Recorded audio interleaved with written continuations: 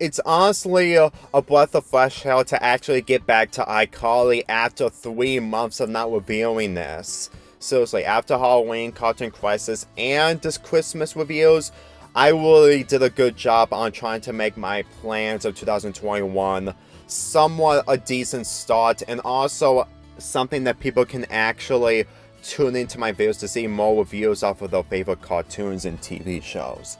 So anyway, the iCarly episode I'm going to be reviewing is iHeart Art. And I gotta say, for a Season 1 episode, it's probably one of the best episodes from Season 1 that are settling around Spencer Shay.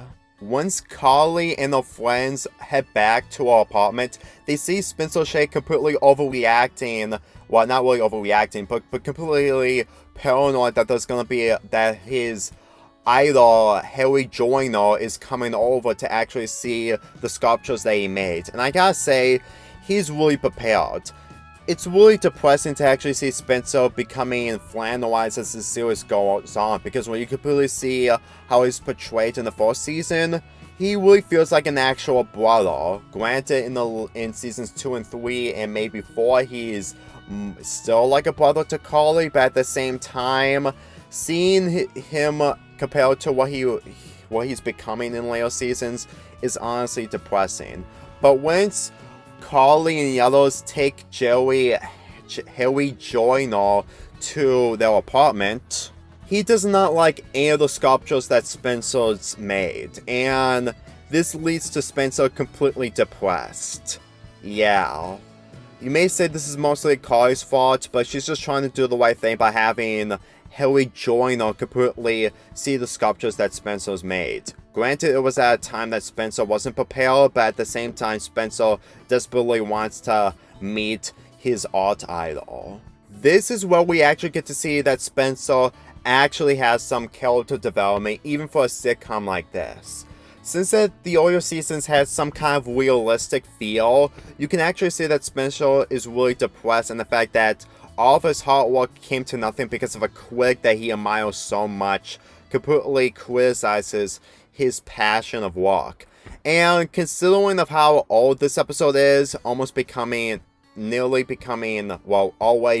13 years old, I really think that this episode really aged well. The more the technology has improved and the more perspectives that we've seen from the shows like this. Seriously, I really think that Spencer's depression really goes to show that he really wants to get what he wants by trying to have his work be worth the payoff. But since that ends up backfiring, he's too depressed to actually even consider working.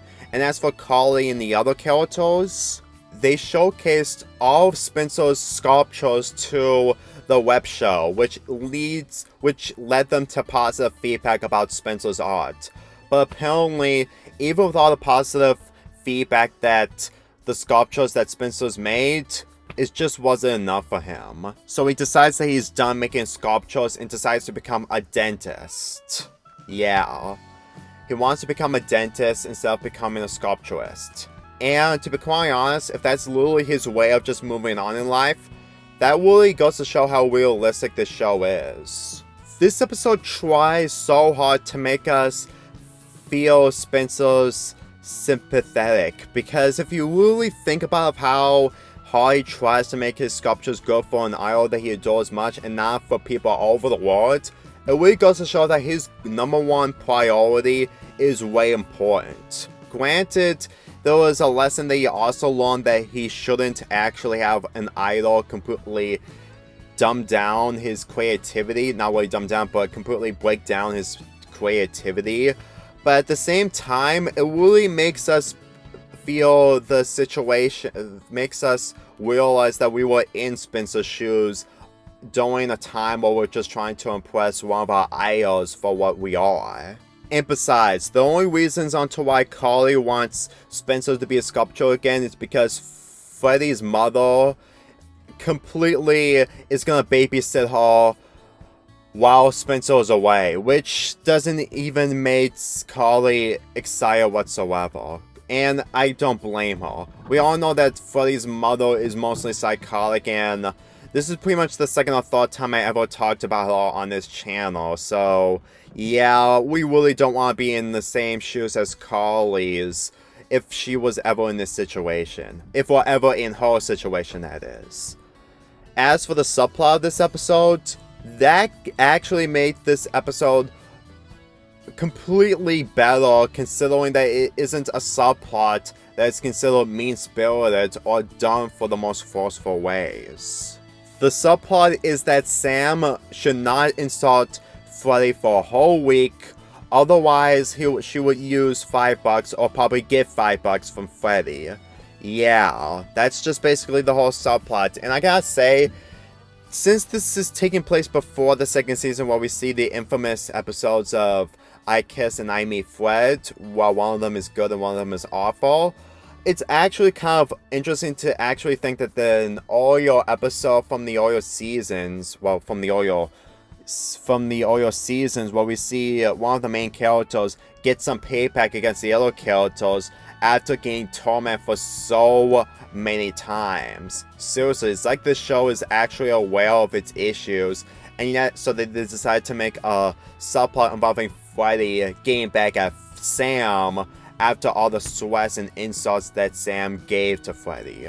I know I've been ranting about the subplots constantly in sitcoms, but I can say that this subplot is probably one of the best subplots for how the comedy actually kind of works.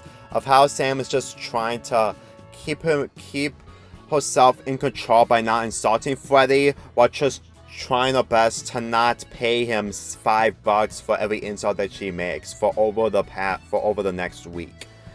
It's always a difficult task for someone like Sam to do, and if we're ever in a situation where we don't want to do something that we kept constantly doing, it's always a challenge that we're obviously going to accept, because let's be honest, the habit that Sam does, the different habits that we have are easily unstoppable no matter what we do. So just seeing Freddie getting back at Sam is pretty much a breath of fresh air, and the fact that this is an episode from the first season really sums up everything I've enjoyed, that I've beginning to admire this show than I was back then. I should probably talk about Harry Joyner, since that he's basically the critic that completely rejected Spencer's sculptures. I can really tell that he's basically the type of critic who mostly has a different perspective for every time he sees someone else's art. And considering that Spencer's sculptures aren't the sculptures that he actually expected, I can really tell into why he rejected them. We all know that Spencer isn't like every other sculpture, well, it's basically about a masterpiece of art.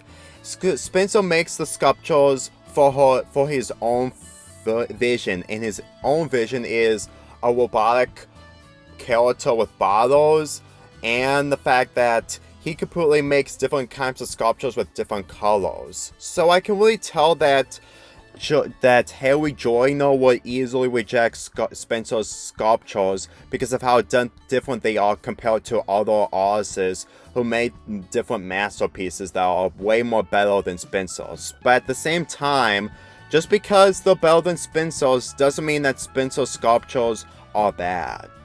When he heads to the dentist place where Spencer is at, he said that he was jealous of his sculptures, which is why he lied in the first place. I gotta say that for someone who actually thinks that the other sculptures that aren't like the other sculptures are actually better than his, really goes to show that how much that he really wants to actually be professional, but at the same time being very honest. Yes, I did say that other people are better sculptures than Spencer's, but I was referring to different sculptures. I wasn't referring to the fact that Harry was actually a sculpture. I mean, he is a sculpture, but I was referring to other sculptures.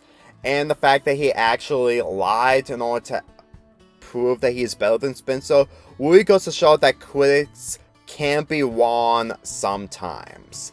Granted, they can be right other times, but in some occasions like these, they're mostly wrong.